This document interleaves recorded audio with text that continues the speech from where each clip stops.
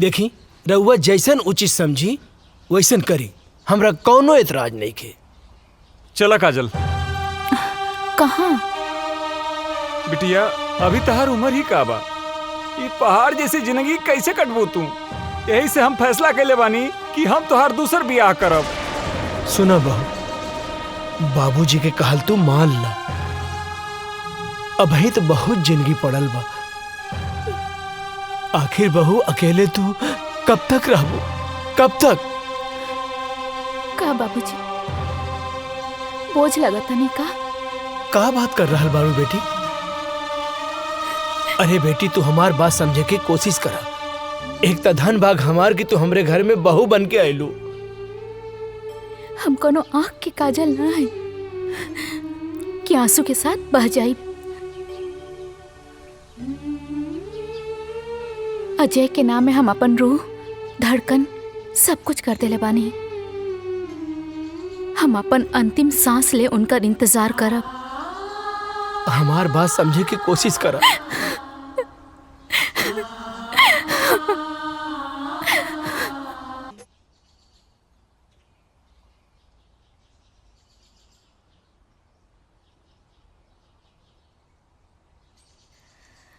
बहू, ये तू का कर रहा बाड़ू बहू?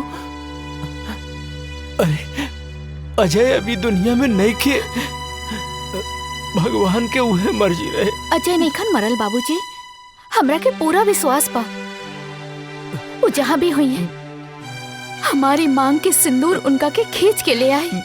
अजय के भाई तू ही समझावा बहू के। बेटी माजी, हमरा के विश्वास पा वो जिंदा हुए। हाँ बेटी, सब ठीक हो जाए। भगवान पे भरोसा रखा, सब ठीक हो जाए।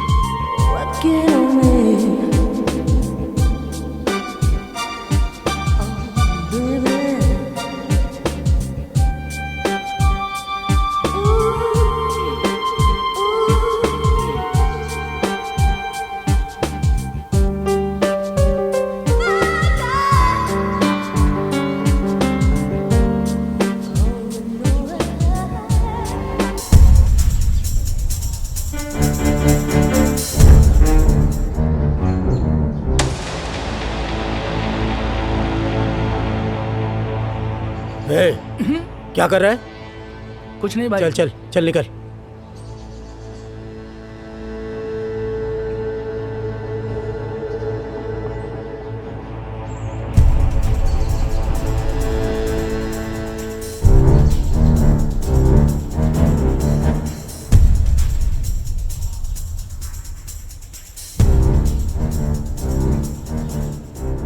क्या हुआ भाईजान? मुझे यहाँ पे क्यों बुलाए? तू वहाँ क्या कर रहा था? अरे भाईजान मस्त छमिया थे, नज़ारे ले रहा था। तेरा दिमाग खराब हो गया क्या? गलती हो गई भाईजान, दोबारा ऐसा नहीं होगा। कौन थी वो लड़की? तू जानता है क्या उसे? तुझे पता है ना हम लोग यहाँ किस मकसद से आए हैं? अगर तूने कुछ गड़बड़ की ना तो हम लोग जिंदगी भर यही जेल में सड़ते रहेंगे, समझ गया ना? क्या तुझे पता है? क्या पता वो लड़की जासूस हो सकता है वो लड़की हमारे बारे में जानने के लिए तुमको पटा रही हो। आइंदा ऐसी चीजों से दूर रहो। मैं बार बार नहीं टोकने वाला, समझे? जी भाईजान। आइंदा ध्यान देना। सिर्फ वो लड़की नहीं, और भी लोग हो सकते हैं जिनकी नजर हमारे ऊपर ही हो। हमें यहाँ बच बचा के रहना है और अपने काम को अंजाम देना है। किसी को भी भनक भी नहीं लगनी चाहिए कि हम कौन हैं और यहाँ पर क्या कर रहे हैं। जी भाईजान, जी भाईजान। समझे क्या? जी भाईजान। जाओ तुरंत होटल के कमरे में, तुम बाहर मत निकलना।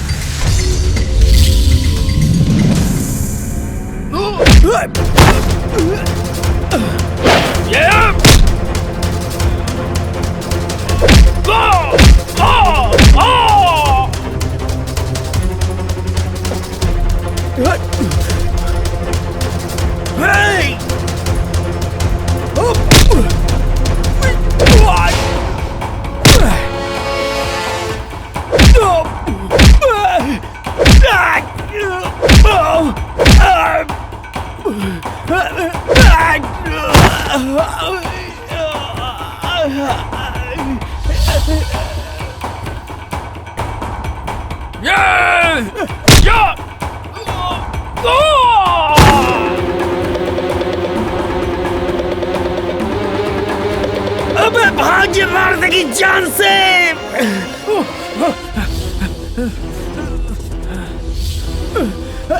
जल्दी भाग।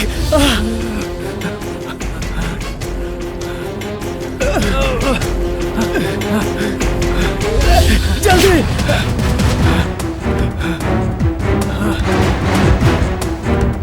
भाग, जल्दी भाग।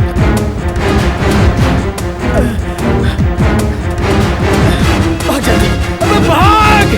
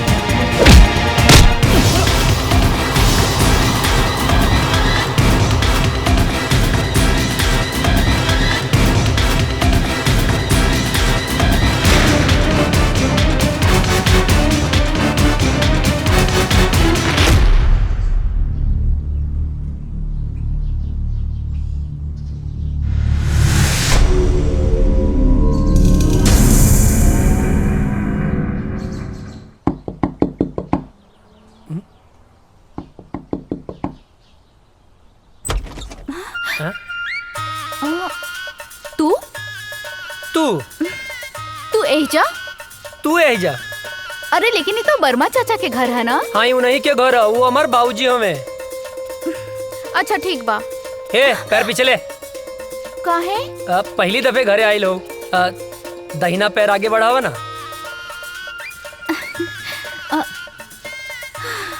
लेकिन अभी तक तो मिसेज अजय नहीं बनल। तब बन जाना, मना के कैले सा। हम तक कब से तैयार हैं। हमरा के इतना सस्ता में पटावल आसान नहीं खे। तो दहेज दे के ले आए, बाकी लाएम जरूर। यही घर में गांठ बांध ला। अरे अजय बेटा के बाबूजी ये आपसे ना मिले आयल बाड़ी।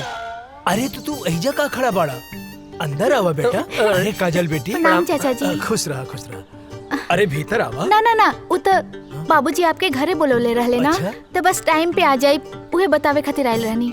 हाँ ठीक बा, आ जाए भब। चल तनी प्रणाम। खुश रहा। अरे रुका बेटी। हाँ अरे बुड़बक्के बाड़े का। हाँ बाबूजी। का कहले? अरे ना बाबूजी। हाँ हाँ ठीक बा, जाओ काजल का घरे छोड़ के आवा जाओ। चला। डरते तो हम अपने बाप से हैं। बाप ने परमिशन दे दिया तो क्या कहना। बैठा। चला। ये बच्चा मतीन कहाँ बैठल बाड़ू? जवान हो गई लू, जवान मतीन बैठा ना। ठीक से तो बैठल बानी। जवान हो गई लू, फीलिंग नहीं किया आवत का। ए तार ढेर ना होता का? लेके चले के बता, लेके चला ना तो हम जाता नहीं। ए देवता रिसिया मत यार। बैठा। हमार मतलब है कि ऐसे बैठा कि हमरो मजा आवे और गियर भी बदल जाए। ठीक बा चला। Thank you.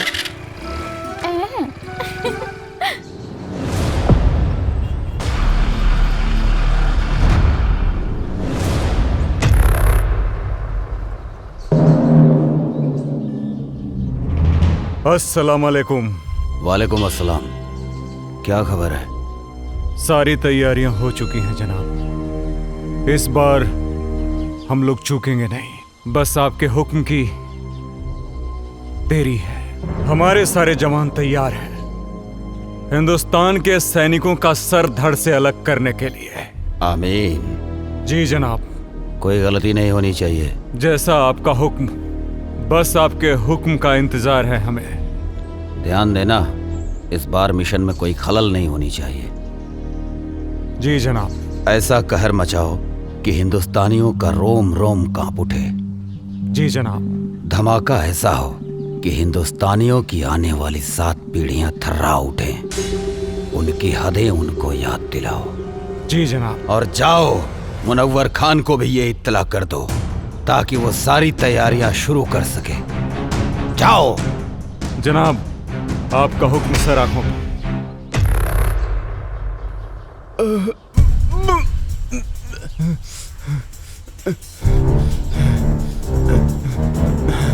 सलाम जनाब। इसको हमने इतना मारा लेकिन इसने फिर भी अपनी जुबान नहीं खोली। जनाब हम तब से इसे बहुत बेरहमी से मार रहे हैं लेकिन फिर भी ये कुछ बताने को तैयार नहीं है। अबे सुन पाकिस्तानी पिल्ले, मेरी उम्र से क्या अंदाजा लगा रहा है बे? हमारे देश के नौजवानों में इतनी गर्मी है कि तेरे जैसे पाकिस्तानी झेल नहीं पाएंगे। अब तो तेरी गर्मी निकालनी ही पड़ेगी मुझे। बहुत फड़फड़ा रहा है साले। सुन, मैं इसकी गर्दन काट रहा हूं और तू इसका वीडियो बना और हिंदुस्तान में भेज ताकि हिंदुस्तान में कोई भी मर्द पैदा होने से सैकड़ों बार सोचे। इस वक्त की सबसे बड़ी खबर, आतंकवादियों ने हिंदुस्तानी सैनिकों और उनके ठिकानों पर हमला करना शुरू कर दिया है। उन्होंने भारतीय सैनिक का सर कलम कर जय हिंद सर। जय हिंद सर, एक बैड न्यूज है। क्या है बैड न्यूज? सर, अभी भी इंटेलिजेंस से खबर मिली है कि आतंकियों ने हमारे ठिकानों पर हमला करना शुरू कर दिया है। अच्छा, तुम लोग थोड़े होशियार रहो। वहाँ पे हम अपने और सैनिकों को लगा देते हैं। उन देशद्रोहियों को उनकी औकात दिखा देते हैं। It's order. Okay sir.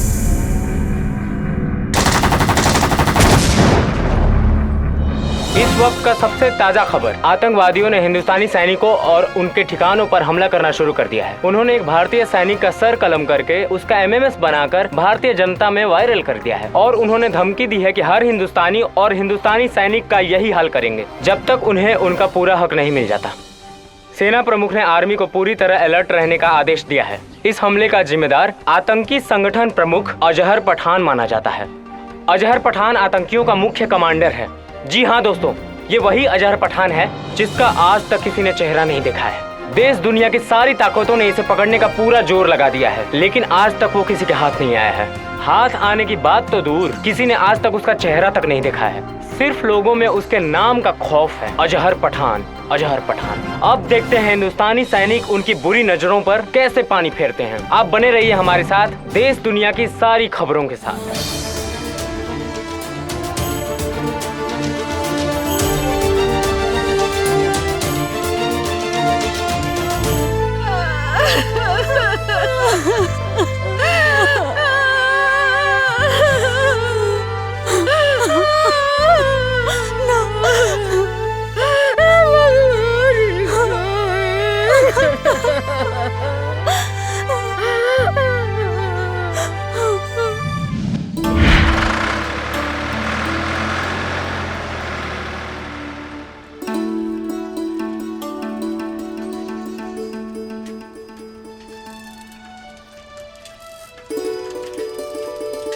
Good morning भैया। Good morning. ये साइकिल किस लिए? आप आगे आगे दौड़ेंगे, हम पीछे पीछे फॉलो करेंगे। अच्छा, ये साइकिल दीजिए तो। पर साइकिल का है। अरे दीजिए। दीजिए।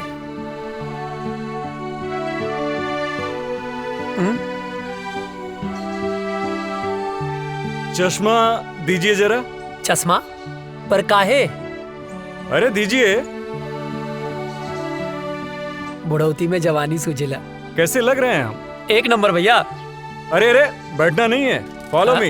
ये भैया का ऑर्डर नहीं है, फौज का ऑर्डर है।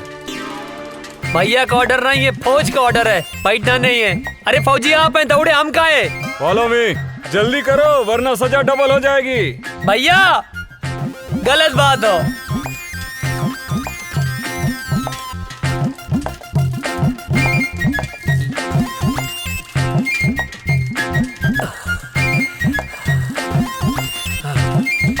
हम न दौड़ब ना, जा आगे, हम थक गए नहीं। दौड़ो उठ के। तू ही जा, हम ना जा। अरे उठ जा, क्या पता कब देश को तेरे जैसे जवान की जरूरत पड़ जाए। हमके देश के काम ना आवे क्यों, तू ही काम आवा। अरे पगले, शरीर में फुर्ती रहेगी, ताकत रहेगी तो कभी भी किसी भी समय किसी को भी झाड़ सकता है। गांव में हमसे केहू ना भिड़ेला, जे भिड़ेला पटक के चाप देला। हाँ। अच्छा ठीक है, उठ जा भाई। आओ बैठो, बेवकूफ कहीं का। लो चश्मा अपना दी। चल बैठ। हमार भैया।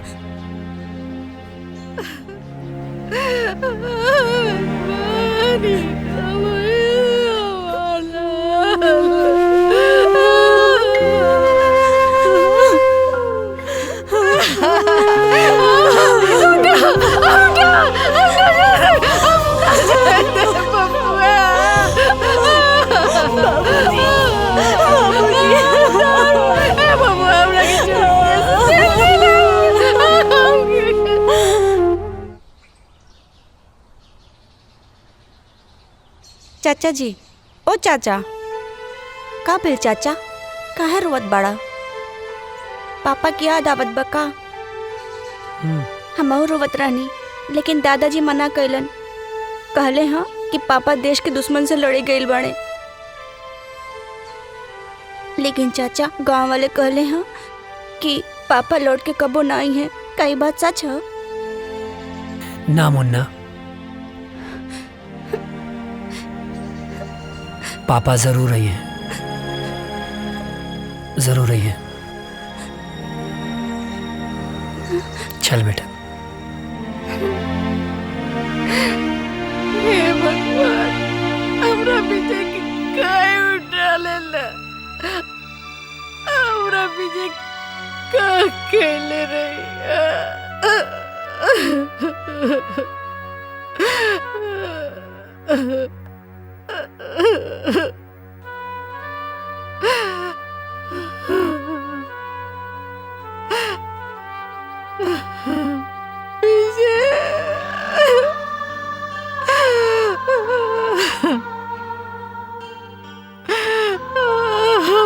राम लखन की जड़ी टूट गई।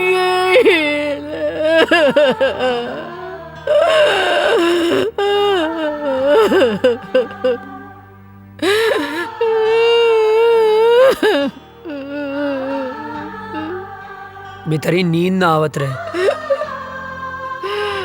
तारा गोद में सो जाए। ये सब का हो गया बबुआ, ये सब का हो गया।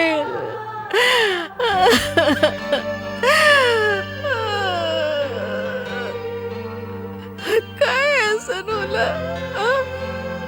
एक जमीन के टुकड़े खातिर भैया हमनी के छोड़ के ना गईले माई।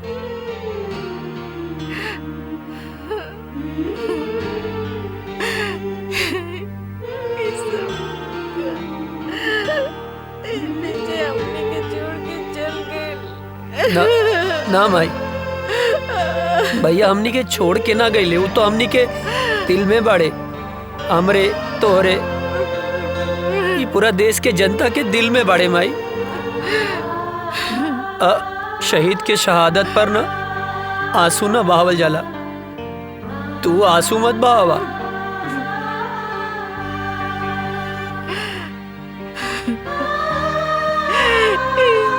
सब काय होला? काय होला? जमीन के चंद टुकड़ों खाती एक दूसरे को जान ले लस। काय पता ना एक माई के कोकू कर देलस, हमर राम लगन की जोड़ी तोड़ देलस। पता ना माई, पता ना पड़ोसी मुल्क के हमनी के देश से कौन नाराजगी बा, पता ना। बबुआ तू हमरा के छोड़ के कहीं मत जाइए, हमरा के छोड़ के नहीं तो हम मर जाएंगे बबुआ। ना जाए माई, हमरा के छोड़ के ना जाए, मत जाइए। कभी ना जाए, कभी ना जाए भाई, कभी ना जाए।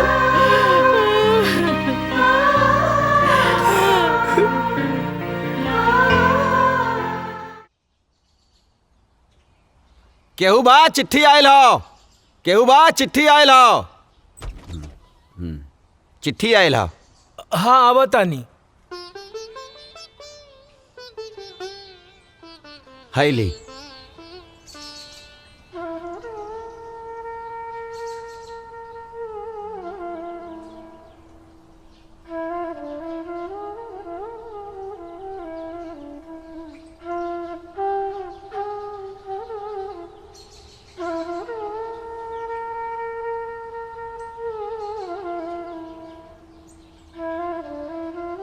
ना ना, चूल्हा भाड़ में गई सरकारी नौकरी। हाँ? एक बेटा तो शहीद हो गई, दूसरा बेटा के हम शहीद ना होके के देव। सरकार अपन नौकरी अपन पास ही रखी, कह देता नहीं। हाँ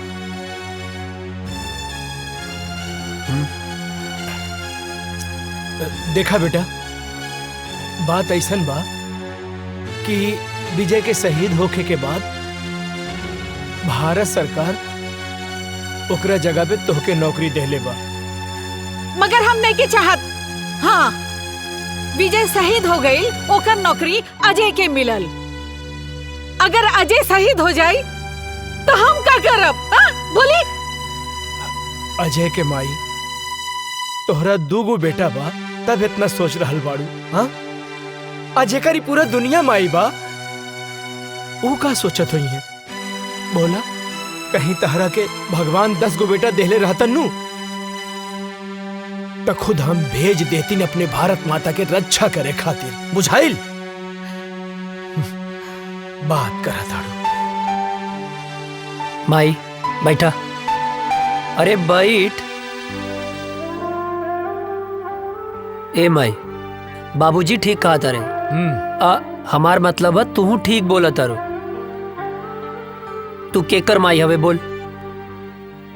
बोले के पड़ी केकर माई है? तब बताओ ना केकर माई हवे। तोर माई है। आई धरती माई केकर माई हवे? हमरे नु ह। बाबूजी गलत कहाँ बोले? तोहरे रक्षा के जिम्मेदारी केकर है बाबूजी? तोहर। धरती माई के रक्षा के जिम्मेदारी केकर है? अरे तोहरे नु बा। माई मरब जी अब सब विधना के हाथ में है, और दुश्मन के लगे ऐसा कोनो गोली ना कि तेरा बेटा के सीना के पार कर जाओ। बिल्कुल हाँ बिल्कुल ठीक। सोच मत, मार के आए मर के ना आए का बाबूजी? हाँ बिल्कुल ठीक। अब भूख लागल है, खाना देना। दे दा। देता नहीं। चलना।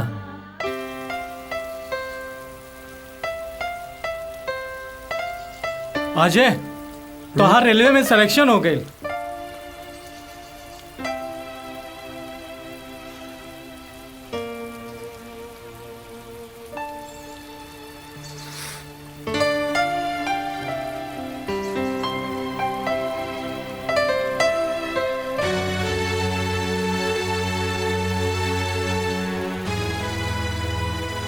अब एकर कोनो मतलब ना, हम फौजी बनब। अरे ये तो बहुत अच्छा फैसला कैला। हाँ। लेकिन अजय, तू इतना उदास काहे हुआ?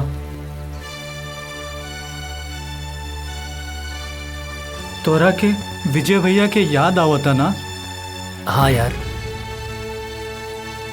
बहुत याद आवता। अब ये उदासी के बोझा तू कब तक ढोईबा? देखा, जौन होके रहल तौन तो हो गए। शायद भगवान के यह मंजूर रहल।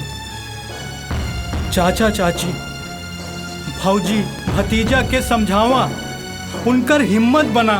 अगर तू टूट जाइबा तो उन्हन के का होई? ठीक कहत वे यार। और वो काजल दिन रात तोरे याद में तड़पत बिया। तू तो फोन उठावे लेना। तू हमके अश्याम के फोन करेली बेर बेर।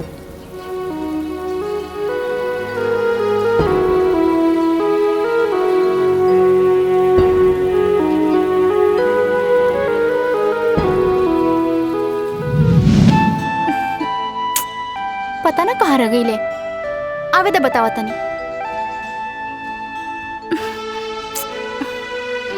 काजल आ गई नहीं? आहा, बहुत बड़ एहसान कर दिया ला आके। मतलब ई कि हम पूरा 2 घंटा 20 मिनट से तार इंतजार कर रहल बानी। बात तो सही कहा तारू। का बात तो सही कहा तारू? हाँ, लेफ्ट राइट करके तो हमार पैर दुखे लागल। पिराए लागल होई ना? हाँ, बहुत ज्यादा पिराता। और पता ना कहाँ कहाँ पिराता। कहाँ पिराता? यहाँ और यहाँ। अरे यहाँ पिराता। एजा का देखा तेरा? यहाँ देखा। अब का बताएं, देख रहे हैं बड़ी फुर्सत से खुदा ने तुम्हें बनाया है। हाय, इतना हसीन मिट्टी कहाँ से लाया है?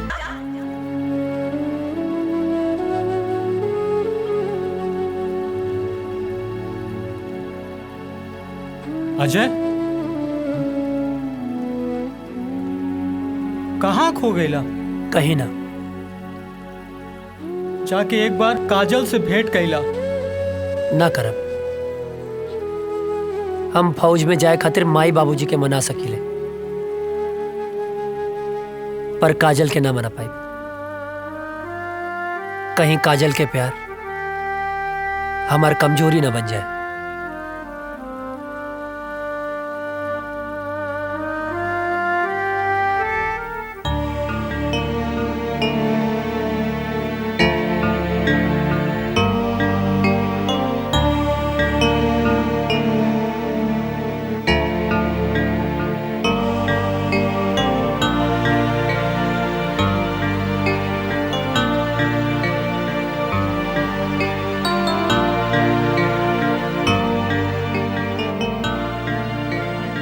बबुआ, एक बार विचार कर ला। हम माई है ना? हाँ, हम अपन मन के ना समझा पाता नहीं। विजय के सदमा तो हम बर्दाश्त कर लेनी, लेकिन तो के कुछ हो जाए तो हम ना बर्दाश्त कर सकब। तो के तो खुश होके के चाहिए माई। हमके देश के सेवा करे के मौका मिलल बा। अब ऐसे ताक के ना हमके ब्लैकमेल मत करा। खुशी खुशी भेज ना यार।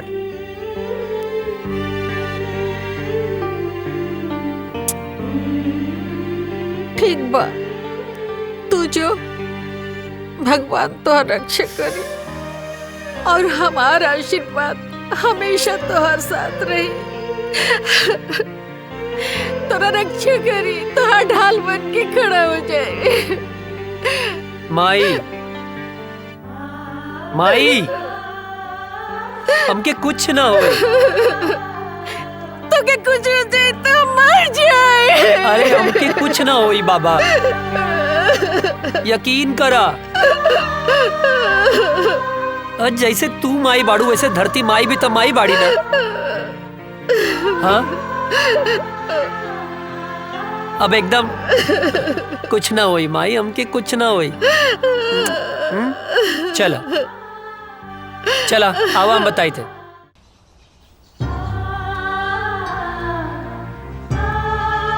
चला खुश रहें बाबू।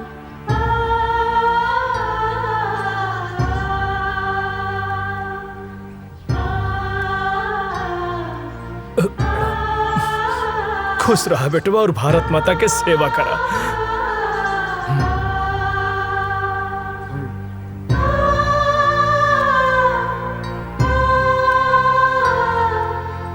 माई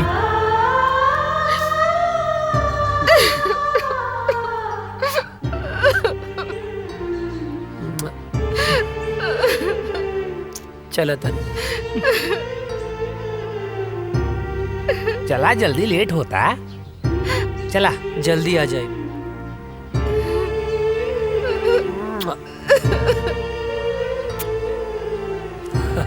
चला श्याम चला। चाचू जय हिंद। जय हिंद।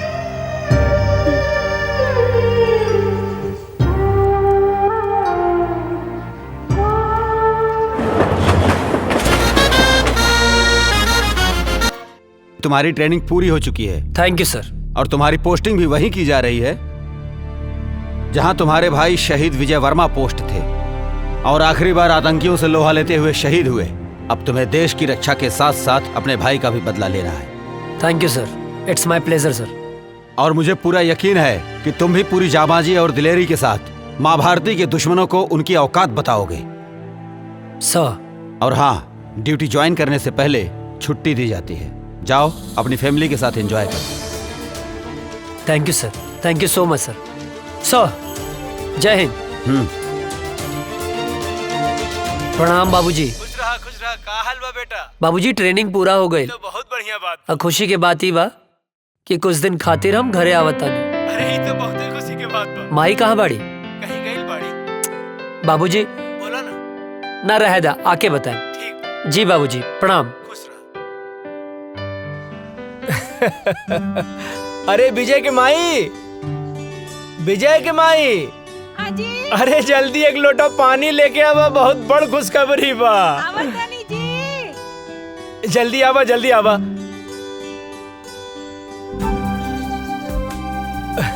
अरे लावा लावा। का खुशखबरी बाजी? अरे रुका भाई, तनी मीठ चाय पीले रहनी है। इला खुशखबरी ई बा, तू ना एहने देखा ना।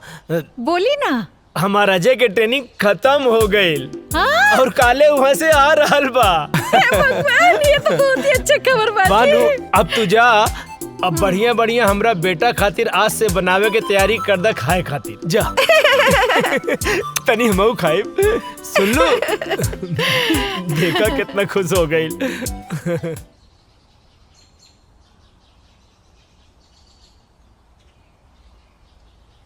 माई माई। अरे हे भगवान।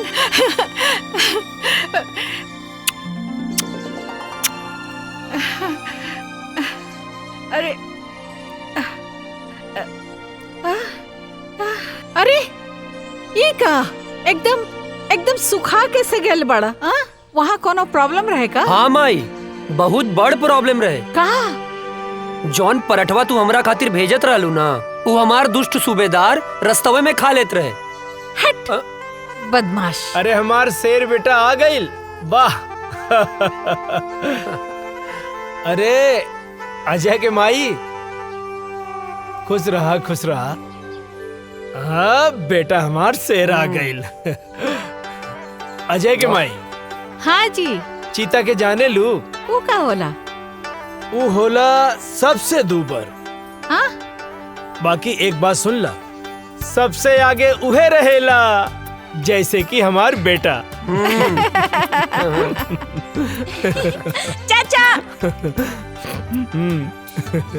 हमारा खातिर कर ले लह। तोहरे लिए। श्याम। हाँ दे। इला। अरे भाई हम पाकिस्तानी ना, ही सब पाकिस्तानी लोग का का दाय करिए कर हा। पप्पी। अभी ना इधर।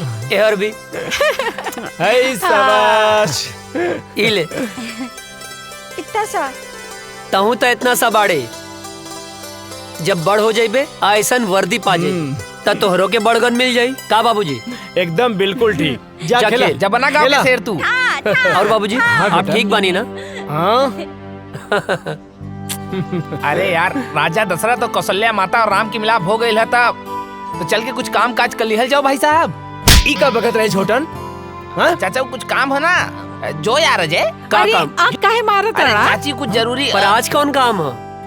हाँ मैं इधर आता नहीं, हमारा कैसा मालूम बा कि तू इधर आता रहा, तोरा कैसा मालूम बा? हाँ मत अच्छा। ढेर बोला मत। हाँ, हम कहते नहीं, चला, चला चला चला, चला। रुक जा। अरे भाई चला। ड्रेस अरे चेंज, आवा, ड्रेस आवा। चेंज तो कर अरे लेते। आवा ना। अरे चाचा जी अरे रे रे जो पता ना कौन काम रहे रे? कौन काम?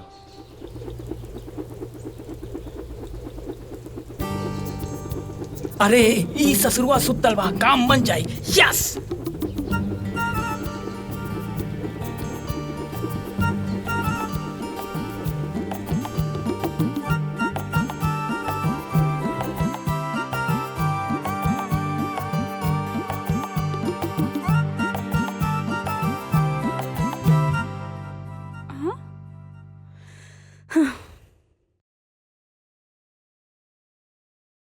हे भगवान, कितना अच्छा सा झाड़ू लगावत हनी, फिर भी पता नहीं कहाँ से कागज आ जाता। हवा भी तो ना चलता।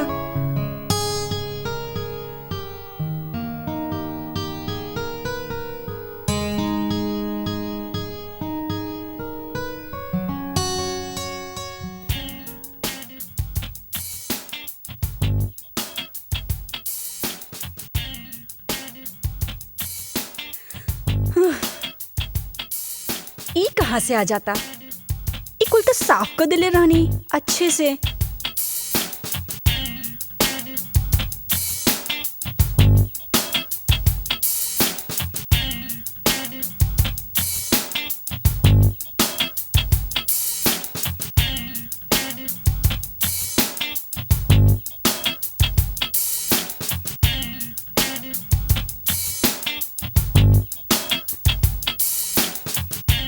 अरे रे रे रे रे रे, हम बानी हम।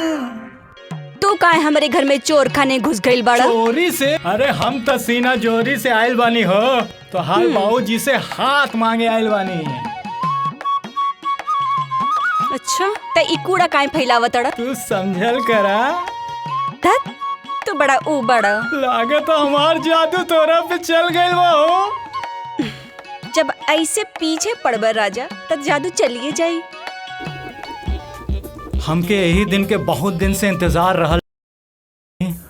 अरे कविता कहाँ मारू? अरे जल्दी से एक गिलास पानी तो लेके आवा बेटा। हाँ बोल ना। अरे अच्छा यार छूट जाते हैं कहाँ? हाँ ठीक बा हम गमला में छूट जाए। हाँ। अरे कविता कहाँ बाड़ू? अरे हम काहे छुपे? अरे हम तो तोहर बाबूजी से तोहर हाथ न मांगे आइल बानी। धीरे धीरे बाबूजी जाग गई बड़े। अच्छा एक तरह हाथ मंगवा ना तब बाबूजी हम दोनों जाने के काटती हैं। अरे बिटिया का करे तारू, जल्दी ले आओ पानी। तू चिंता ना करा, हम तोहर बाबूजी के समझा ना ले। हाँ अच्छा बाबूजी के समझा ले बा। अरे बात के समझो। एगो आदमी ना घर में घुस आइल रहे और बाबूजी ओकरा के ना मार मार के आज वो टूटल टांग लेके बाजारे में भीख मांगता। का बात करा तू? हाँ। टूटल टांग? अरे हम भीख ना मांगा, सुना हमके कहीं छुपा देना, कहीं छुपा दे। हे भगवान बचा लिया हमको, कुछ नहीं करा हम। हे भगवान। अरे बेटा कविता, कहाँ रह गयलू? इली बाबूजी आगे नहीं। का बिटिया, काहे इतना देर लगा देलू पानी लावे में? अरे बाबूजी गिलास धोवत रहनी है। अरे बाप रे, इतना सुंदर लड़की के ऐसा राक्षस ऐसा बाप, हे भगवान बचा लिया। अरे हम 100 किलो के लड्डू चढ़ा दे, प्लीज हमके बचा लिया। हमारे हाथ पैर टूटे वाला बा, हम भगवान हम कबो पीछा नहीं करब, भगवान बचा लाना। हम जिंदा हमके बचा लो भगवान, बचा लो।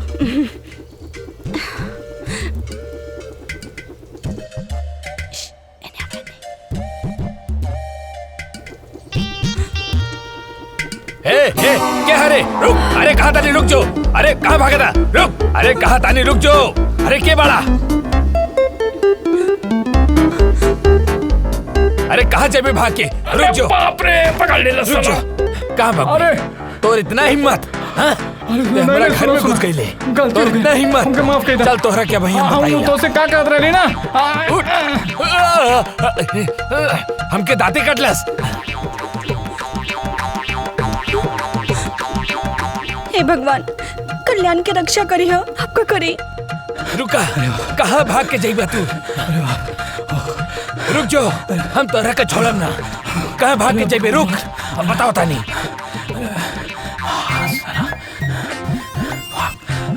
भाग जल्दी भाग।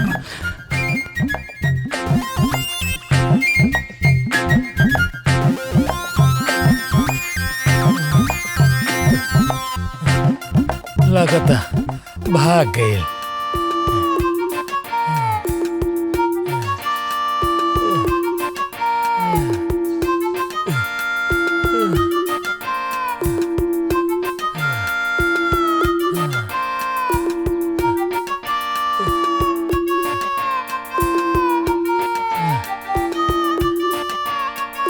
लगता भाग गए। खैर वो हमके चाहे जब मिली हम ओकरा के छोड़म ना, चाहे जब मिली हम ओकरा के छोड़म ना।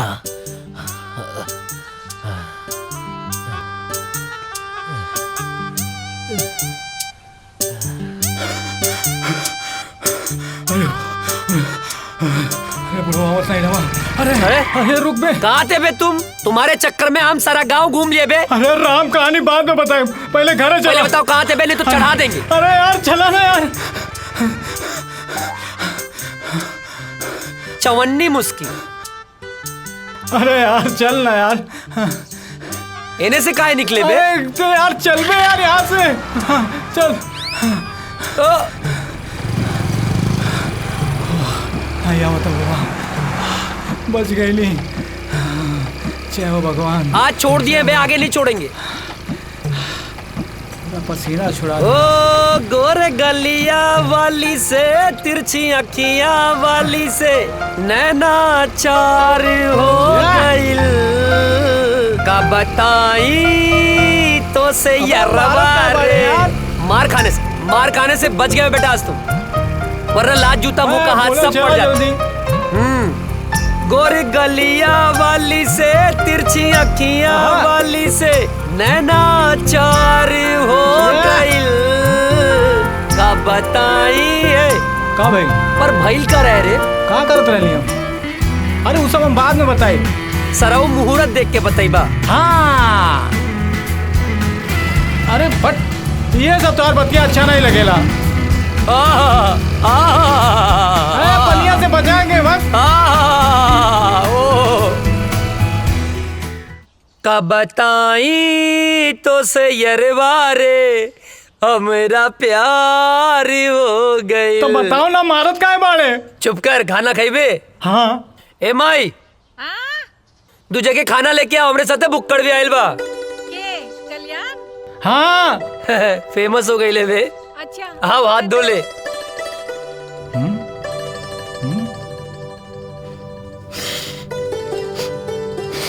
ए हाँ जाके हाथ धो। अरे हमार हाथ तो साफ बा। साफ बा? सलून के पानी कितना दिन में बदले ले? जबले कीड़ा ना पड़ेला। अबे गंदा हो रहा। जाके हाथ धो। जाता ही। एक बार कुकुर के पूंछ सीधा हो सकेले, बाकी तू ना। इला चाची गोड़ लगातानी। चेत रहा, बैठा। खा।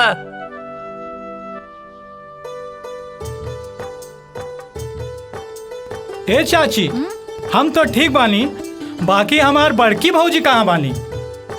माई के गेलवाड़ी। हाँ, यही से तो खाना हमके पकावे के पड़ा था। तनी अजय के समझावा, जल्दी से ब्याह कर ले। हमरो के हाथ पटावे वाली चाहिए ना। वो नैहर गईली, छुटकी बहू आ जाई ता हमार साथे हाथ पटाई ना। हाँ, और नहीं तो का। और वैसे भी बुढ़ापा में काम कहाँ पावेला। ढेर ना होता। नहीं, बहाव के रोक, गति के धीमा कर। हाँ। ओकरा के काहे धमकावा ताड़े? हाँ, हम सब बुझी ले। अरे हमार माई यार, ड्यूटी और ब्यूटी, नौकरी मिलते ही ब्याह कर ले। नौकरी मिलते ब्याह कर ले। हर चीज के एगो टाइम होला। अरे तो हम कवन बुढ़ाता नहीं। हाँ, कहाँ बुढ़ात हमें? ऐ चुप कर। माँ, आज ये तोर बाबूजी से हम बात करत नहीं, तोर ब्याह खातिर। माई चुप। खाना खो, हम पानी लेके आवता नहीं। सब तोरे वजह से भइल बा। अरे बढ़िया तो बा। अरे फौजी बनने से पहले फौजी मिल जाए। अरे सराउ, जिंदगी गर्द मत करा। अरे तब प्यार से बोलना।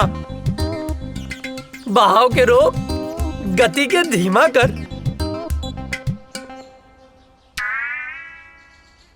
अरे यार, तुहार तो ब्याह हो जाए, हम तो साला छलवे बजाते रह जाए। सुन, तू चिंता मत कर। तू जिंदगी भर अस्तूरा न चलेबे। ये कुकुर मुत्ता नियन शकल मत बनाओ। तोरा जान के का नाम है? सामान। अरे तोर प्राण रे। कविता। अगर हमार कविता के और पढ़ लेलस ना तो हम जान दे दे। तोर जान इतना सस्ता हो? कविता के अब तो से बियाह हम कराई। हमू देखा तानी के बीच में आवता। नफरत और जंग में सब जायज होला। नहीं, जायज होला। खाना खा।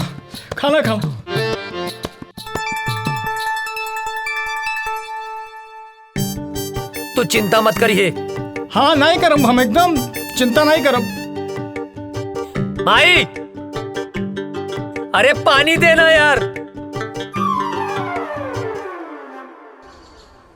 सुना बिटिया, हाँ बाबूजी। हम जाता नहीं कुछ काम से। हाँ, थोड़ा ध्यान रखिए। हाँ ठीक बा बाबूजी।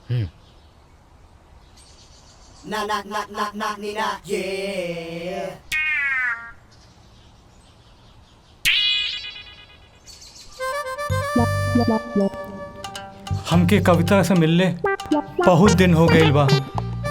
आज जाके कविता से मिलब। हाँ, बढ़िया मौका बा, जाता नहीं।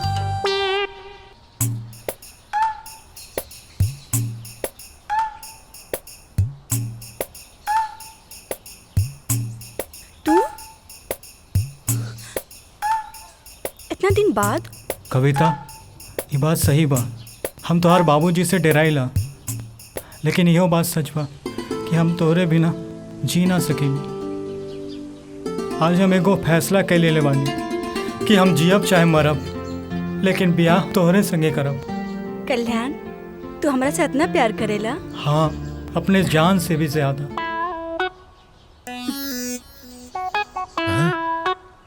तोहरा के जान ही देवे के पड़ी।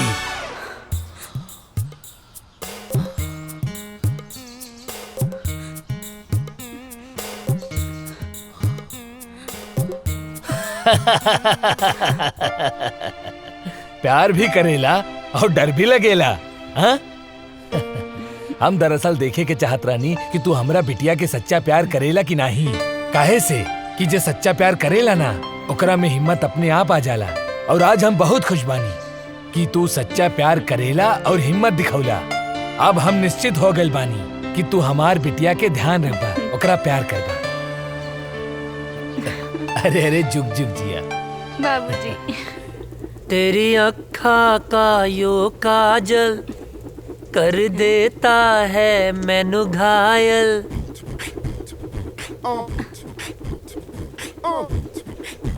कहा रे हेने आओ।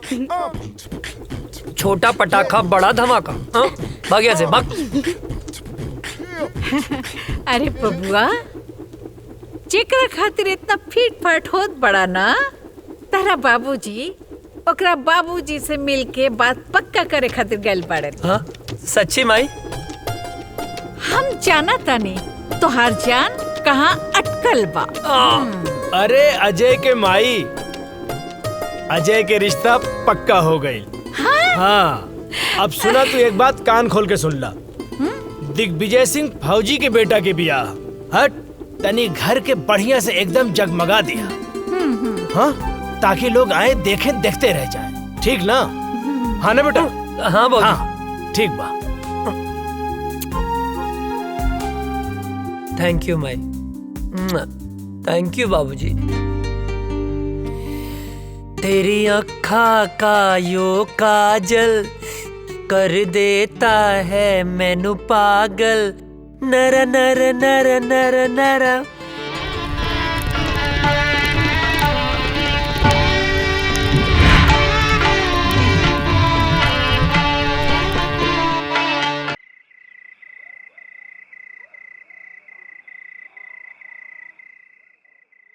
अजय, अजय।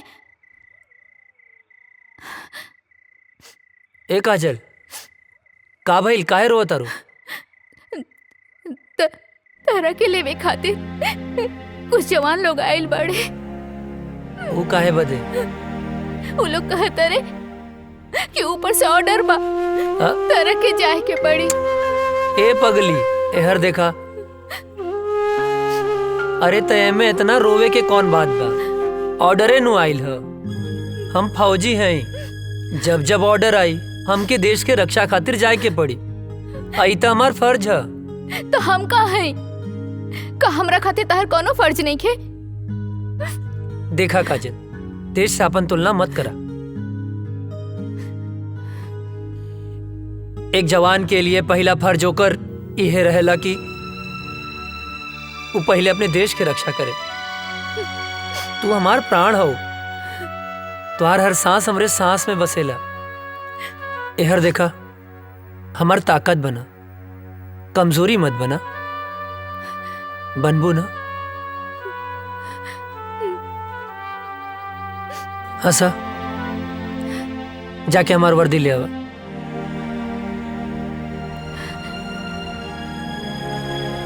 पगली कहीं के। हाँ मिश्रा। सॉरी अजय, हेडक्वार्टर से इमरजेंसी मैसेज आइल बा, आज ही निकले के बा। ठीक है। का ठीक बा? हाँ, का ठीक बा? आज ही तोर ब्याह भइल और आज ही ले जाए खातिर आ गेले, हम ना जाए देब। माई बात के समझल कर, इमरजेंसी मैसेज है। ना ना, हम ऐसा ना होके देब। अरे हमरा कटला से भी ना कटी। बाबूजी समझावा माई के, आज हिंदुस्तान के तरह बेटा के जरूरत बा। समझाई ना बाबूजी? का समझाई? अजय के माई,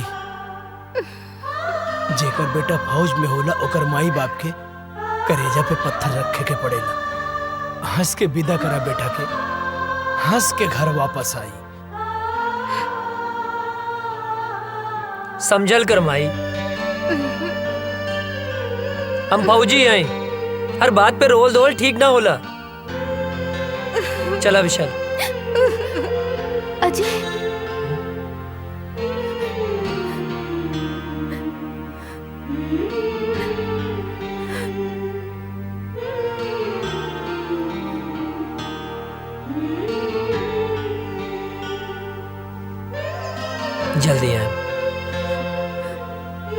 ख्याल रखिए। तू माई रोआ मत, माई बाबूजी के ख्याल रखिए।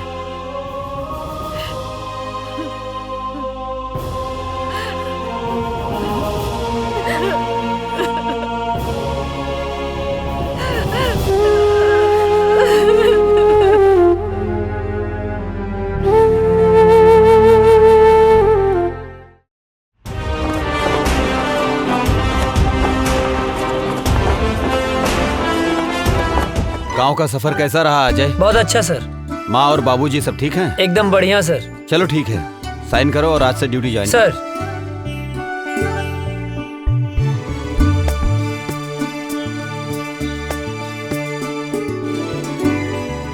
जय हिंद।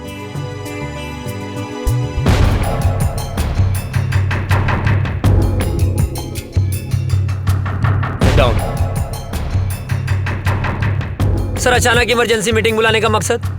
अभी अभी गुप्त सूत्रों से पता चला है कि ये पाकिस्तानी आतंकवादी हमारे देश के खिलाफ साजिश कर रहे हैं। सर, वो घुस चुके हैं तो पकड़े भी जाएंगे सर। और वो एक बड़े प्लान के साथ गुजरात, राजस्थान और कश्मीर के भीड़ भाड़ वाले इलाके में बमबारी करने वाले हैं। बहुत जल्द वो लोग उस प्लान को अंजाम देने वाले हैं।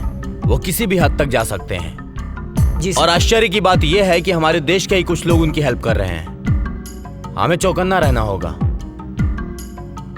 वो हमारे देश के किसी भी कोने में हमला कर सकते हैं, तो हमें उन्हें किसी भी प्रकार से रोकना होगा। अजय सर, तुम पूरी तरह से अभी अलर्ट हो जाओ। सर। राम सिंह, तुम ऐसा करो, सीमा से सटे जंगल के इलाके में बटालियन के लिए सारी व्यवस्था उपलब्ध कराओ। जय हिंद सर।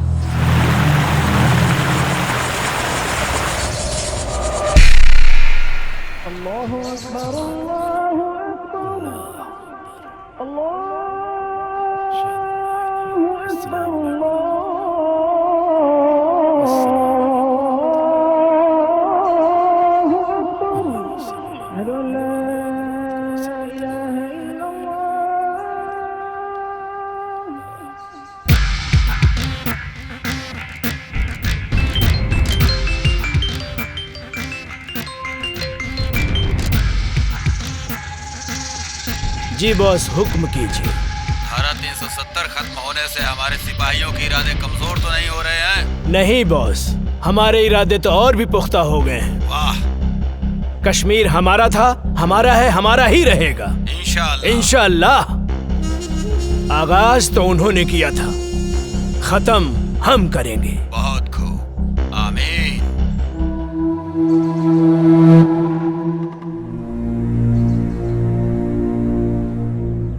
अस्सलामुअलैकुम भाईजान। वालेकुम अस्सलाम। हैदर कहाँ है? आ रहा है। सलाम वालेकुम भाईजान। वालेकुम अस्सलाम। हैदर। हाँ भाईजान। क्या हाल समाचार है? आर्मी में एक नया नौजवान ऑफिसर आया है, अजय वर्मा। ये वही विजय वर्मा का छोटा भाई है। विजय वर्मा भी आया था हमारे मंसूबे पर पानी फेरने के लिए। उसको तो हमने जहन्नुम में पहुंचा दिया। लग रहा है इसको भी इसके भाई के पास पहुंचाना पड़ेगा।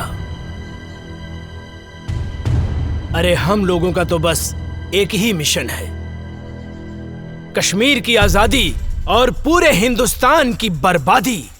और इन हिंदुस्तानियों को हमारी ताकत का एहसास होना चाहिए।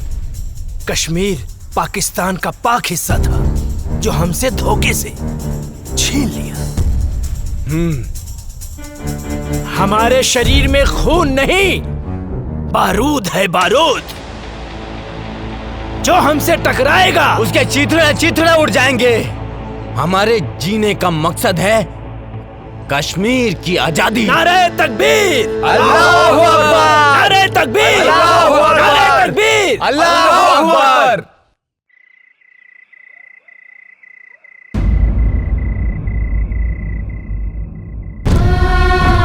हे भगवान, हमारा सुहाग जहां भी होके सही सलामत होके।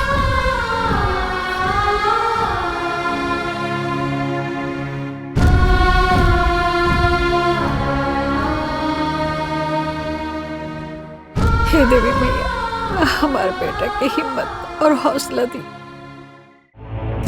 दुश्मनों के इरादे और मजबूत होते जा रहे हैं और अभी पता चला है पाकिस्तान के कुछ आतंकवादी हमारे देश में घुसने की कोशिश कर रहे हैं। हमारी सुरक्षा एजेंसियों द्वारा पता चला है कि कल परसों तक वो हमारी सीमा के अंदर होंगे।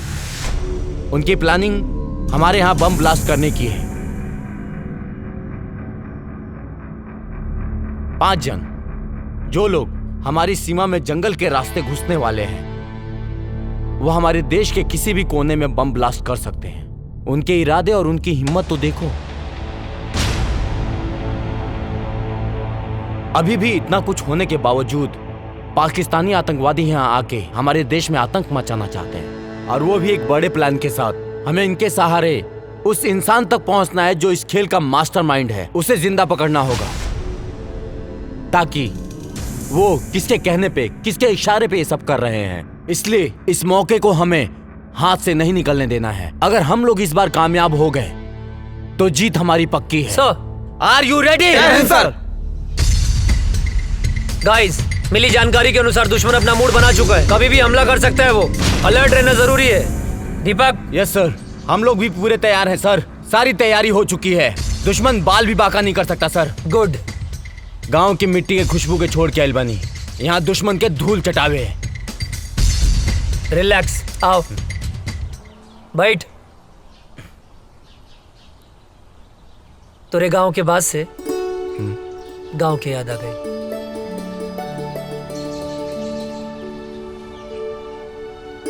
भाभी के फोटो का?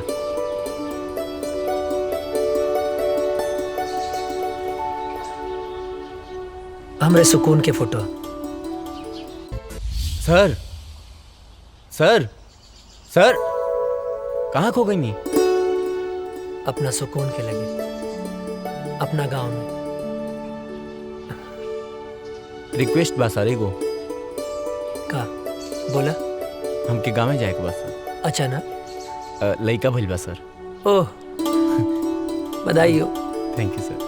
सर, बड़े साहब से कह के थोड़ा छुट्टी दिलवा दी ना। छुट्टी मिल जाए तो की छुट्टी। खुश?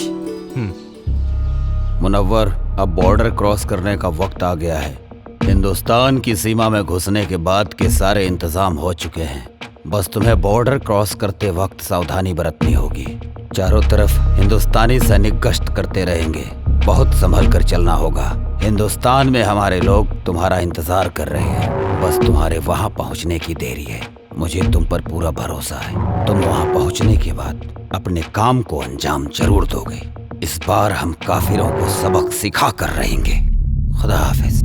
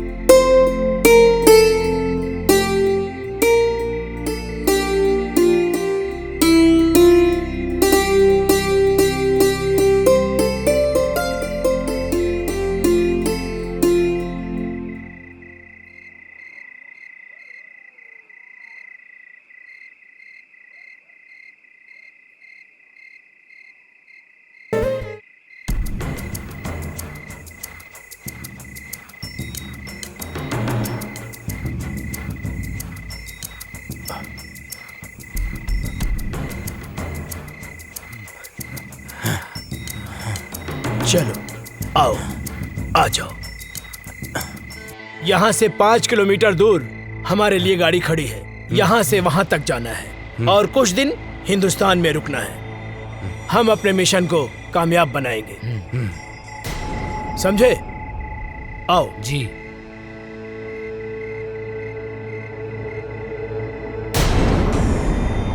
इस तरफ से आ जाओ।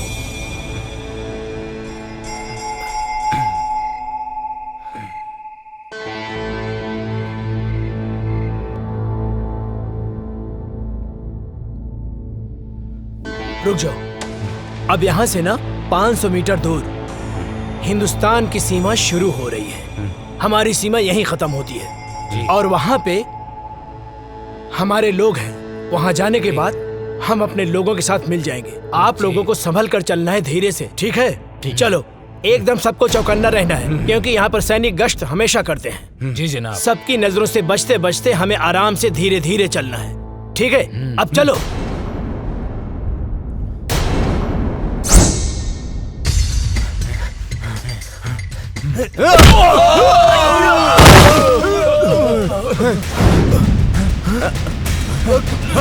कहाँ गया?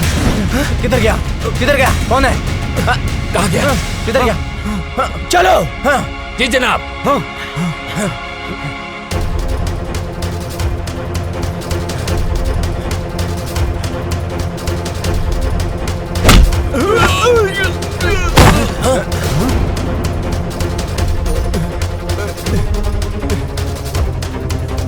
चलो चलो चलो चलो, हम अपनी सीमा में चलते हैं। आओ आओ जल्दी।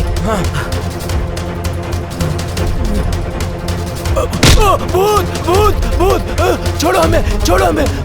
ये मेरा तौबा, मेरा अल्लाह का तौबा, मेरे बाबा का तौबा। तू छोड़ दे मुझे, मैं कभी हिंदुस्तान में नहीं आऊंगा।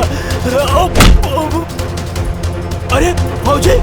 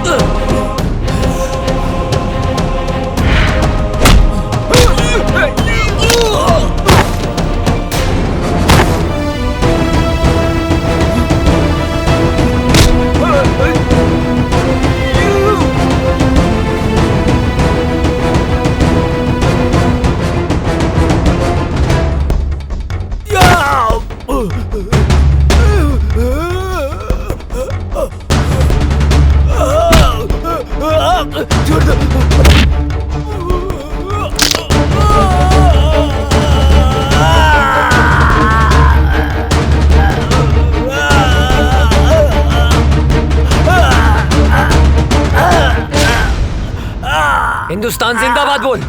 जिंदाबाद।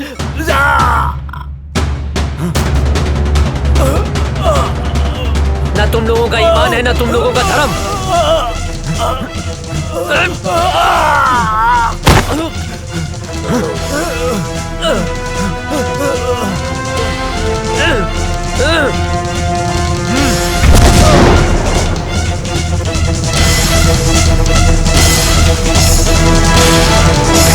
अभी अभी खबर सामने आई है कि आतंकवादियों और हिंदुस्तानी सैनिकों का आमना सामना हुआ है, जिसकी वजह से कुख्यात आतंकवादी मुनव्वर खान हिंदुस्तान की गिरफ्त में आ चुका है। जी दोस्तों, हिंदुस्तानी सैनिक पहले से अलर्ट थी और जैसे ही कुख्यात आतंकवादी मुनव्वर खान हिंदुस्तान के सीमा में प्रवेश किया, वैसे ही बहादुर सैनिक अजय वर्मा ने अपनी जान की बाजी लगाकर उनका मुकाबला किया, जिस वजह से खूंखार आतंकवादी मुनव्वर खान पकड़ा गया। दुख की बात यह है कि उस मुठभेड़ के बाद से ही अजय वर्मा का पता नहीं चल पा रहा है।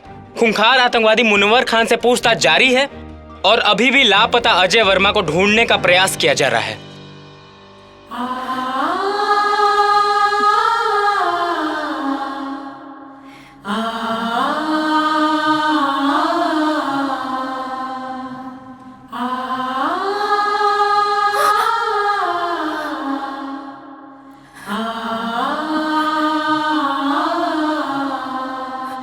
हे भगवान, हम सुहाग की रक्षा करिए।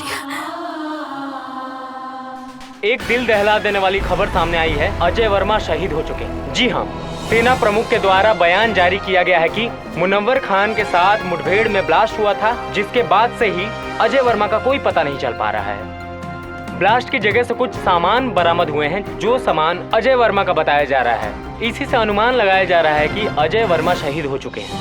इससे पहले आतंकवादियों के द्वारा मुठभेड़ में अजय वर्मा के बड़े भाई भी शहीद हो चुके थे। अजय वर्मा को ढूंढने की बहुत कोशिश की गई, लेकिन कुछ पता नहीं चल पा रहा है। ब्लास्ट वाली जगह से अजय वर्मा के कुछ सामान मिले हैं, जिससे ये अनुमान लगाया जा रहा है कि अजय वर्मा शहीद हो चुके हैं। आप लोगों को एक जानकारी और दे दूं, कुछ ही दिन पहले आतंकवादियों के द्वारा हुए हमले में अजय वर्मा के बड़े भाई शहीद हो चुके थे। अब अजय वर्मा की इस खबर से पूरा देश शोक में डूबा हुआ है। सोचिए, अजय वर्मा के माँ बाप के दिल पे क्या बीत रहा होगा, जिनके दोनों जवान बेटे देश की रक्षा करते करते शहीद हो चुके हैं। अभी कुछ ही दिन पहले अजय वर्मा की शादी हुई थी। उनकी नई नवेली दुल्हन, जिसके हाथ से मेहंदी के रंग भी नहीं छूटे थे, बेचारी विधवा हो गई। जरा सोचिए, उस शहीद के विधवा के दिल पर क्या बीत रहा होगा। शोक प्रकट करते हुए सेना प्रमुख ने वीर शहीद अजय वर्मा को श्रद्धांजलि दी और उन्होंने बताया कि अजय वर्मा के इस शहादत को पूरा देश नमन करता है। और सेना प्रमुख ने यह भी बताया है कि मुनव्वर खान के पकड़े जाने पर आतंकवादियों के सारे मंसूबों पर पानी फिर गया है।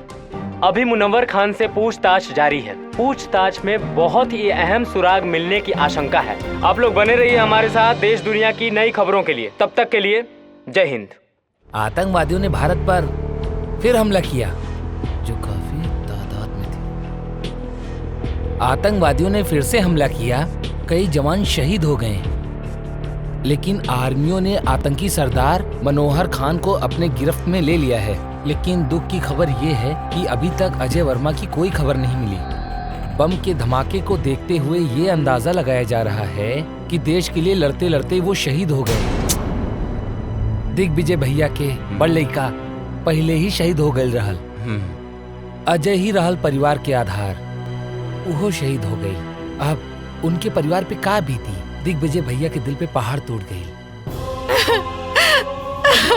मिल गई शांति, मिल गई शांति ना। हम पहले मना करत रहनी कि हमरा बेटवा के ना भेजी, मगर हमार केहू बात मानी तब ना।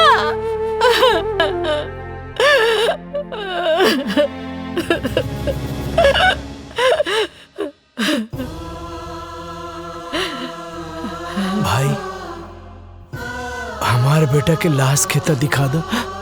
बाबूजी, विस्फोट इतना जोर से फैल रहा है ना,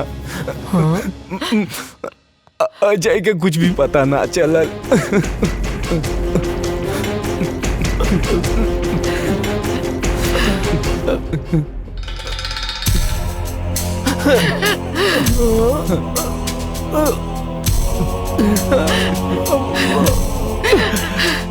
मिल गई शांति, मिल गई ना। हमार वंश के आखिरी दिया बुझ गई। माई, का भइल? इतना काहे रोता रू? हाँ? और ये फोटो पर माला? हाँ? बहू, हमार बेटा अजय देश के खातिर शहीद हो गए। ना बाबूजी, ना, ये का कहा तनी आप? हाँ? ऐसा नहीं क्यों हो सकत? हाँ? माई, देखा, तू रोआ मत। हाँ, अजय जिंदा हवन, तू काहे रोत बाड़ू? हाँ? अरे, तोहर माथा फिर गइल बा का? हाँ? अपन जिंदा बेटा के शोक मनावत तारू? हाँ? कहा तानी कि जिंदा बाड़े? हाँ? देखा, हमारा अजय के धड़कन सिर्फ हम महसूस कर सकता नहीं। हाँ? हमरा के इनका धड़कन महसूस हो रहा बा। नहीं मान सकत, अजय जिंदा हुआ। बहुत हिम्मत बता हरामी, लेकिन अब हमार दोस्त अजय जिंदा नहीं खन, शहीद हो गए बाड़े। शर्म नहीं आवत? हाँ? एगो फौजी होके एगो जिंदा फौजी के शहीद बोला तारा? शहीद हो गई? हाँ? ना, वो शहीद नहीं हो सकत। कोनो दुश्मन के बम या गोली में इतना ताकत नहीं खे कि हमार सुहाग के हमरा से छीन ले। हाँ? माई, देखा, तू रोआ मत। हाँ? देखो तू शांत हो जा। हाँ अजय आई है, जिंदा हुए अजय, वो जिंदा हुए, जिंदा बड़े। हाँ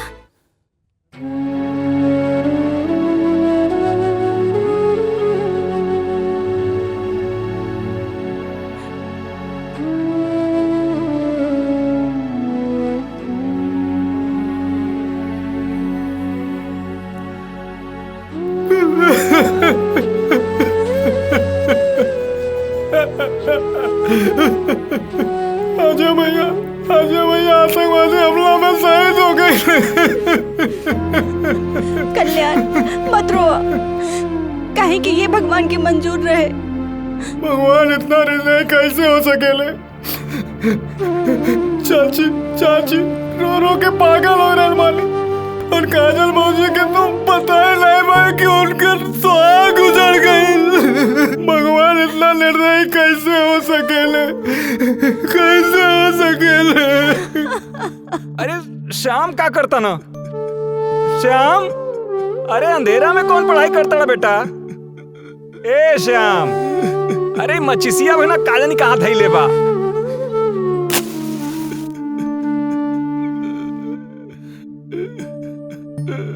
अरे इधर रोता श्याम, का भइल बेटा? काहे रोता बेटा? का भइल? का भइल का?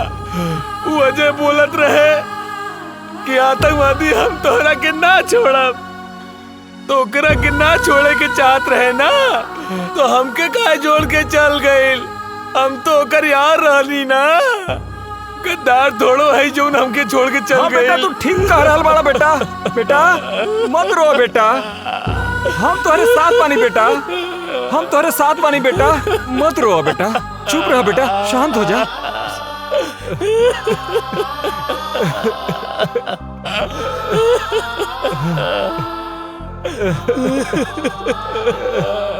चुप हो जा बेटा, चुप हो जा बेटा, बेटा चुप हो जा बेटा, चुप रहा बेटा, चुप हो जा बेटा।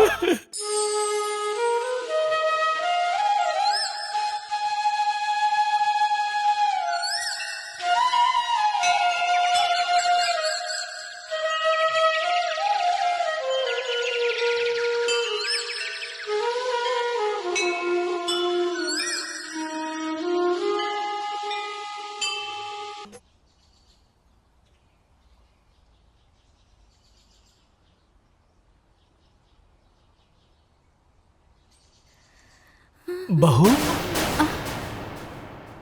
ई तू का कर रहा बाड़ू बहू? अरे अजय अभी दुनिया में नहीं खे, भगवान के उहे मर्जी रहे। अजय नैखन मरल बाबूजी, हमरा के पूरा विश्वास बा वो जहाँ भी हुई है हमारी मांग के सिंदूर उनका के खींच के ले आई। अजय के भाई तू ही समझावा बहू के। बेटी माजी, हमरा के विश्वास बा वो जिंदा हुए। हाँ बेटी, सब ठीक हो जाएगी, भगवान पे भरोसा रखा, सब ठीक हो जाएगी। रउआ बिल्कुल ठीक कहा तानी। देखी रउआ जैसन उचित समझी वैसन करी, हमरा कौनो एतराज नहीं के। चला काजल। कहाँ? बिटिया अभी तहार उम्र ही का बा, ये पहाड़ जैसी जिंदगी कैसे कटबू तू? यही से हम फैसला कैले बानी कि हम तोहार दूसर बियाह करब। सुना बहू, बाबूजी के कहल तू मान ला, अभी तो बहुत जिंदगी पड़ल बा। आखिर बहू अकेले तू कब तक रहबू? कब तक? का बाबूजी बोझ लगता नहीं का बात कर रहा बारू बेटी? अरे बेटी तू हमार बात समझे के कोशिश करा। एक तो धन भाग हमार की तू हमरे घर में बहू बन के आयलू। हम कोनो आँख के काजल ना है कि आंसू के साथ बह जाई। अजय के नाम में हम अपन रूह, धड़कन सब कुछ कर देले बानी। हम अपन अंतिम सांस ले उनका इंतजार करब। हमार बात समझे की कोशिश करा।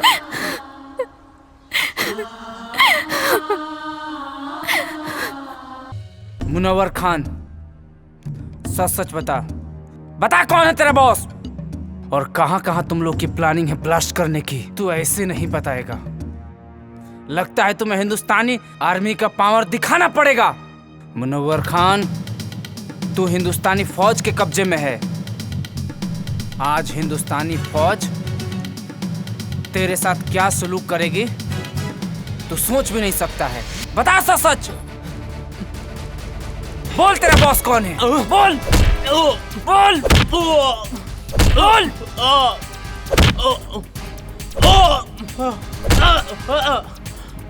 बोल कौन है बॉस तेरा? ए फौजी, तू ना चाहे मेरी जान ले लेगा ना तो अभी नहीं बता सकता मैं, समझा? मैं कुछ नहीं बता सकता, मैं मर जाऊंगा लेकिन नहीं बता सकता, समझा? तू ऐसे नहीं मानेगा, तुझे 3rd डिग्री देना ही पड़ेगा।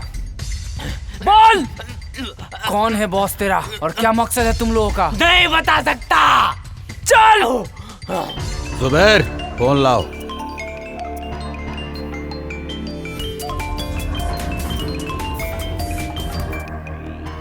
अजहर।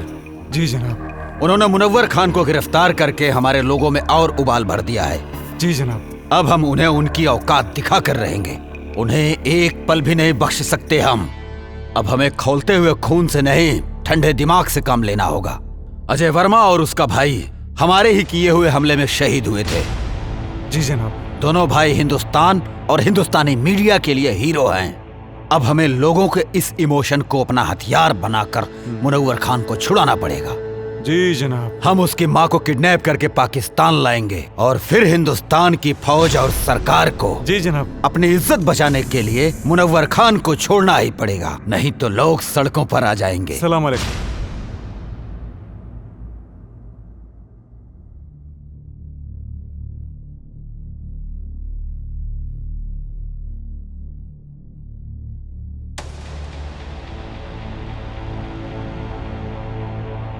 हे देवी मैया, हमार कलेजा के टुकड़ा के काहे छीन ले लो।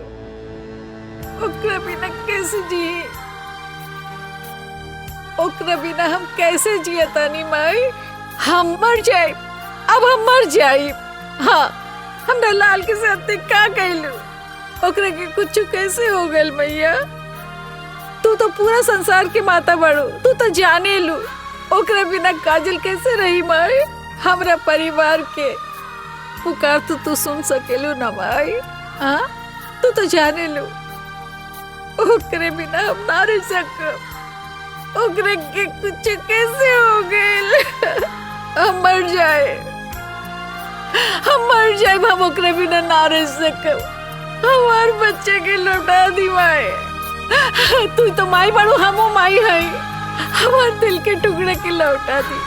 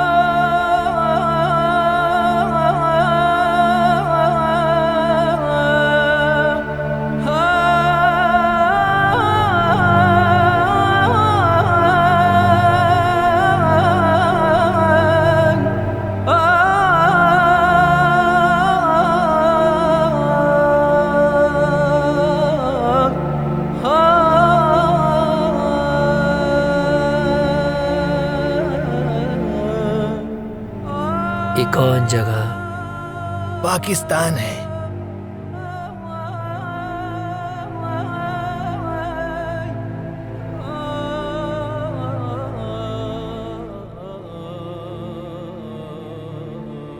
हम यहाँ कैसे हैं? कल मैं जंगल गया हुआ था तो वहां पर मैंने देखा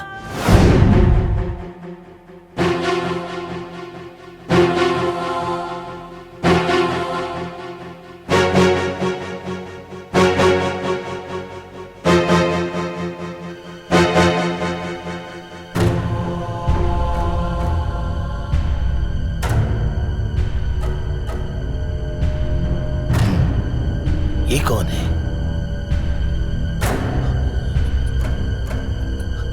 ये तो ऐसा लगता है जैसे हिंदुस्तानी है। ये फौजी लगता है।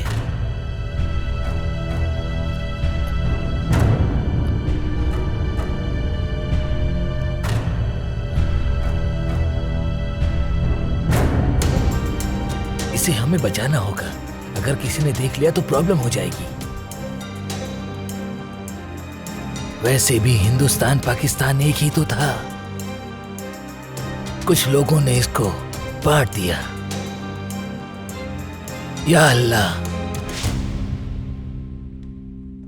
6 महीना बाद भी हमके होश आ गए। अब ले हम जिंदा हैं। जरूर कोनो खास मकसद। हमरे वतन के साथ साथ हमार माई काजल भी हमारे इंतजार करत हुई हैं। हमके जल्द से जल्द अपने वतन लौटे के पड़ी।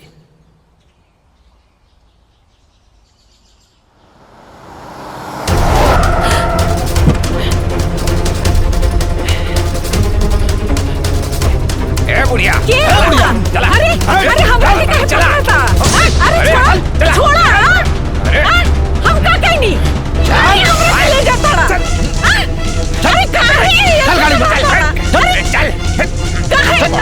अरे छोड़ा। हम बोला था छोड़ा। ठीक ना क्या होई? छोड़ दा हमरा के। अरे हम बोला था हमरा के छोड़ दा। अरे छोड़ा हमरा के। हमरा के हो? अरे बता रहे बुढ़िया। छोड़ चुप कर। बेहोश कर। अरे चुप कर।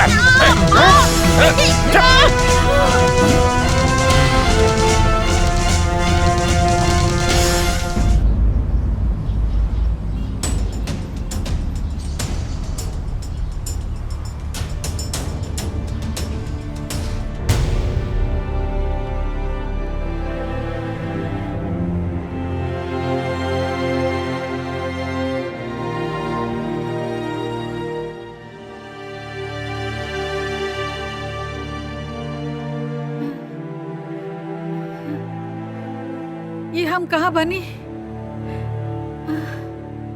हम ये जब बानल काहे बनी? अरे क्यों बा?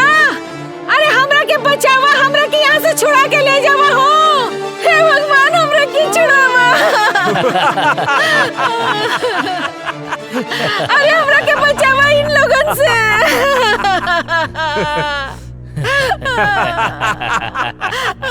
क्या बड़ा तू लोग? काहे के हमरा के यहाँ ले आल बड़ा? का कहने वाली तोरी के? चुप बुढ़िया। बताता हूँ कि तुझे क्यों लाया हूँ यहाँ। तुम्हारे दोनों बेटों को अपने आदमियों से मरवाया था मैंने।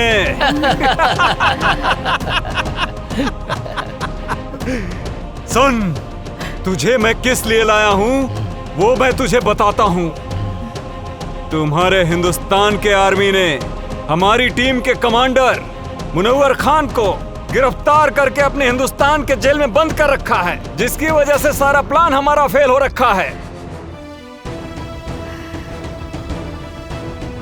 और उसे ही छुड़ाने के लिए हमने तुझे किडनैप करवाया है आज, क्योंकि तेरे परिवार से पूरे देश की भावना जुड़ी हुई है।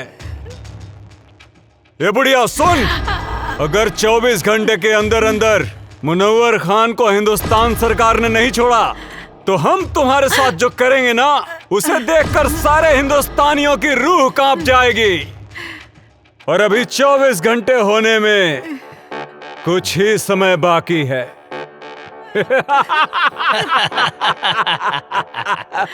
इधर वक्त खत्म हुआ और तुम्हारा वीडियो वायरल।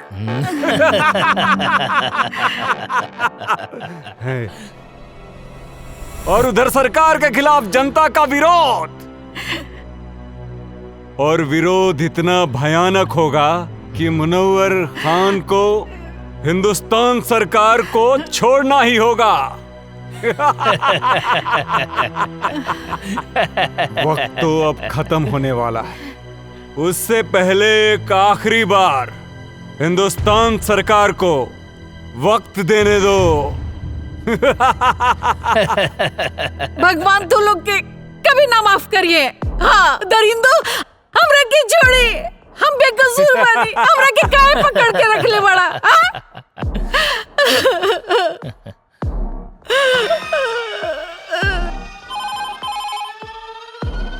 हेलो, कौन? कैप्टन, क्या हुआ? कब छोड़ रहे हो मुनव्वर खान को? वक्त का ख्याल करो। तुम्हारे पास अब सिर्फ 30 मिनट बचे हुए हैं। और सुन,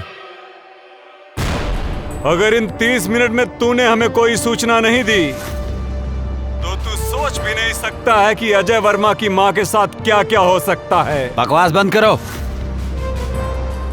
क्या सबूत है कि शहीद अजय वर्मा की मां तुम्हारे कब्जे में है? ले सुन, हमरी खातिर कोनो समझौता मत करिए। और हाँ, मैं आखिरी बार बता रहा हूँ, वो वीडियो तेरे हिंदुस्तान की पूरी मीडिया में वायरल कर दूंगा मैं। ठीक है, हमें गृह मंत्री जी से बात करनी होगी। मत छोड़िए मुनव्वर खान के। चुप बुढ़िया, बहुत चपड़ चपड़ करती है। जय हिंद सर। सर, आतंकियों ने मुनव्वर खान को छुड़ाने के लिए शहीद अजय वर्मा की मां को किडनैप कर लिया है। जल्दी एक्शन लेना पड़ेगा सर। जब तक मैं न कहूं कोई कदम मत उठाना। ओके सर। इस मसले का हल सोच समझ के करना पड़ेगा। और हाँ, इसकी जानकारी लीक नहीं होनी चाहिए। मेरे अगले कॉल आने तक का इंतजार करो। ओके सर। जय हिंद सर। हेलो अजहर, क्या खबर है? जी हुजूर। हिंदुस्तानी फौज कब रिहा कर रही है मुनव्वर को? जनाब, अभी कोई खबर नहीं आई है मुनव्वर खान को छूटने की। फिक्र मत करो, खबर जरूर आएगी, क्योंकि वो बुढ़िया हमारे कब्जे में है। इस बुढ़िया को हम लोगों ने बांध के रखा है। अगर मुनव्वर खान को नहीं छोड़ा तो हम लोग आगे की कार्रवाई शुरू करेंगे। बहुत खूब, सारे सिपाहियों को चौकन्ना रखो, बस हम भी वहाँ पहुँच ही रहे। हमें आपका इंतजार है।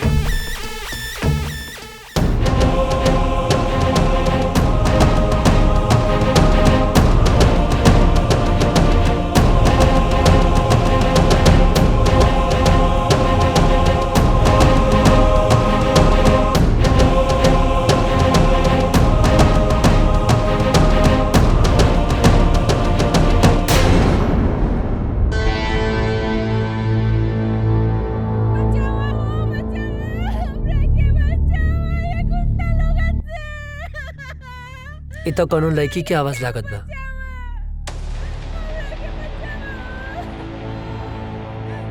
ना, हमें चक्कर में ना पड़ सकीला, न तो लोग के पता चल जाए कि हम इंडियन हैं। लागत है ज्यादा मुसीबत में बाड़ी। का करी भगवान?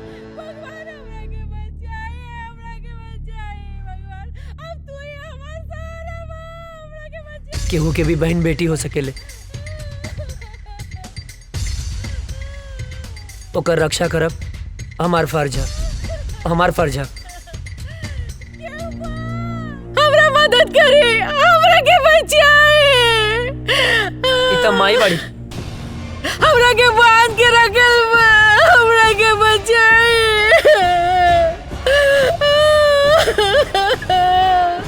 हम का करी माई है। रुक जा।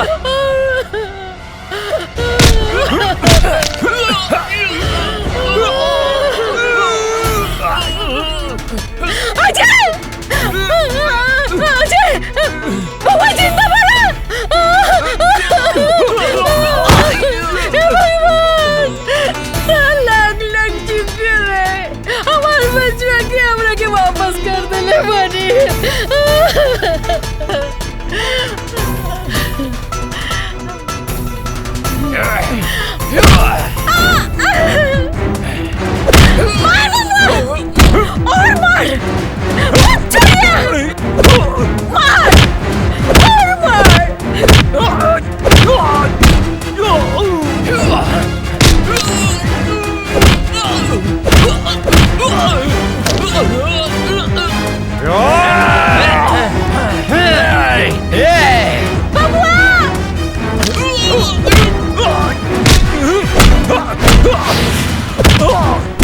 विजय के ये लोग मर ले रहे बबुआ।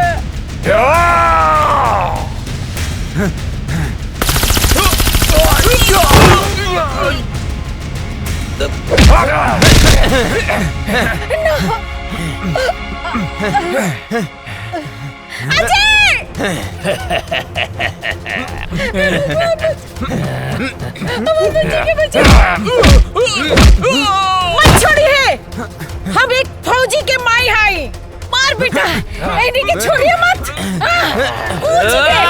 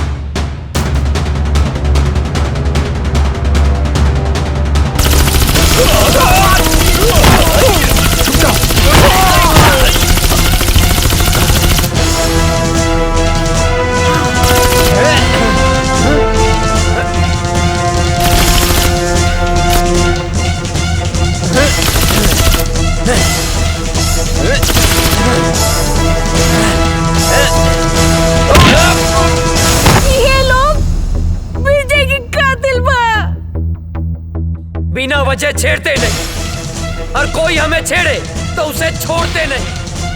फाड़ दे कलेजा दुश्मन के घर में, हिंदुस्तानी उसे कहते हैं।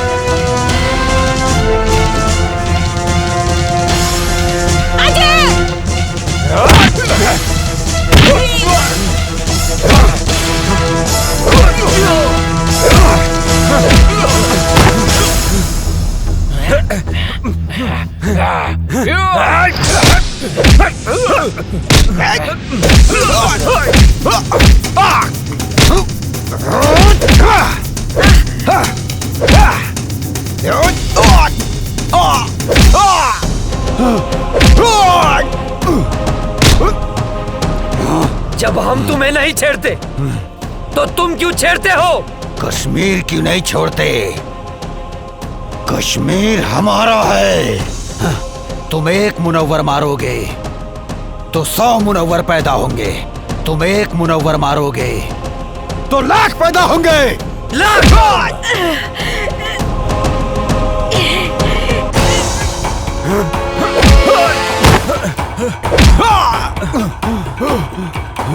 भेजे में शांति से बात घुसती नहीं है क्या? ए काफिर, तेरा भाई भी आया था यहाँ। मैंने मारा उसे, वो भी बम से उड़ा के, समझा?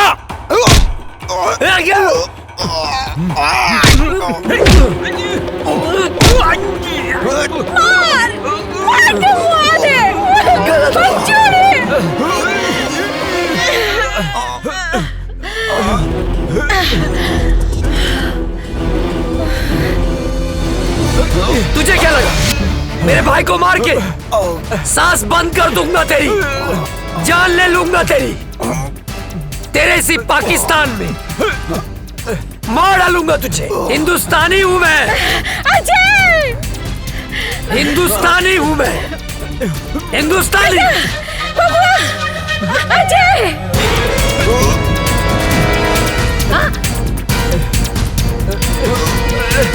बेटा,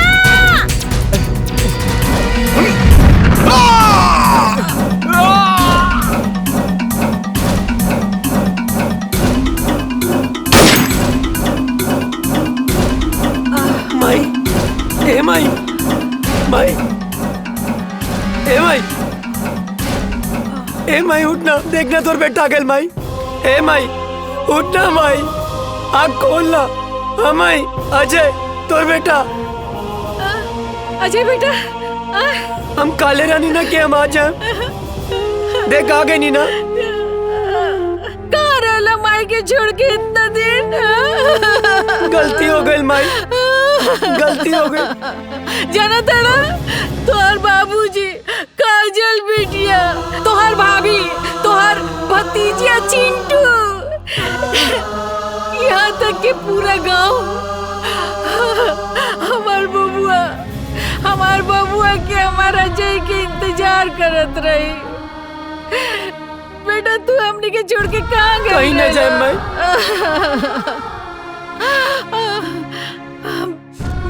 चला चला घर चला। हाँ माई। काजल बिटिया तो हर इंतजार चला करत उठा। रही। जना तेरा मेरा भारत महान। जय हिंद, जय भारत।